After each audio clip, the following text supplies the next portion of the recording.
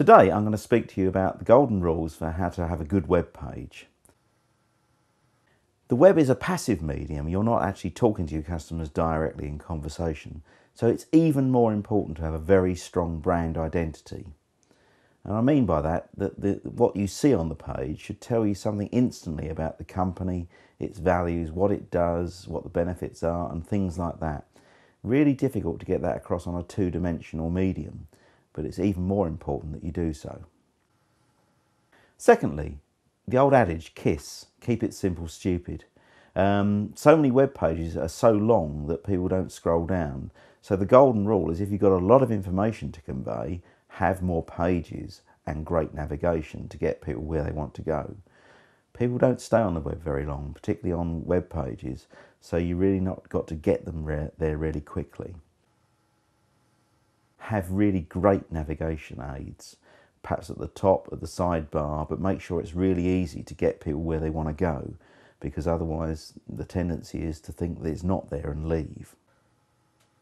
Fourthly, make the page accessible. That means having the right font size, not too small, not using fonts that really are hard to read, and there's quite a lot of good information you can get on the web about which fonts are more readable on the web, but it makes a huge difference as to whether people will read your page.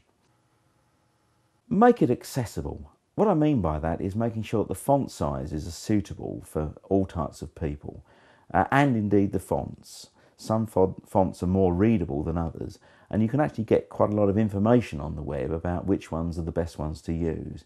If you use fancy fonts, you may find people actually leave your website, so don't overload it with complex graphics and fonts.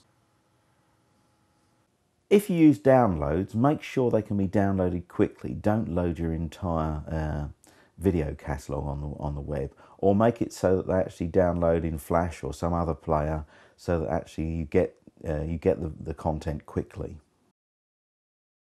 Really importantly, make sure that your front page has a very, very good description of what your company does, and all the kind of keywords should go into that, because Google searches based on the front page and will index your site according to what it sees that you have on that front page. So make sure your front page contains all the keywords you want to actually be recognised for.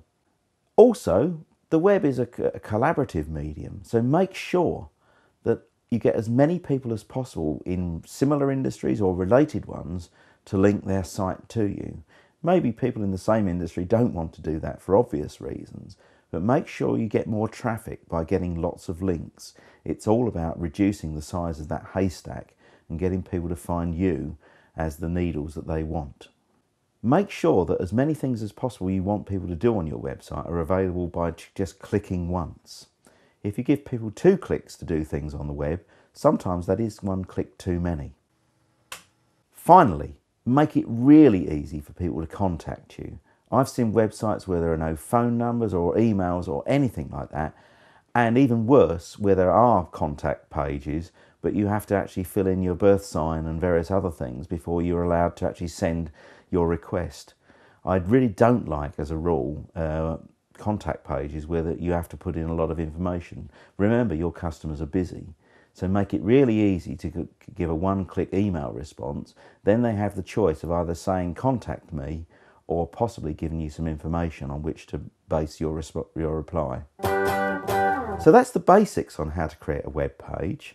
One real good way to find out more is to study web pages and work out what you like as a consumer, and work out what you don't like, and plan to do the things that you like and plan to avoid the things that you don't like.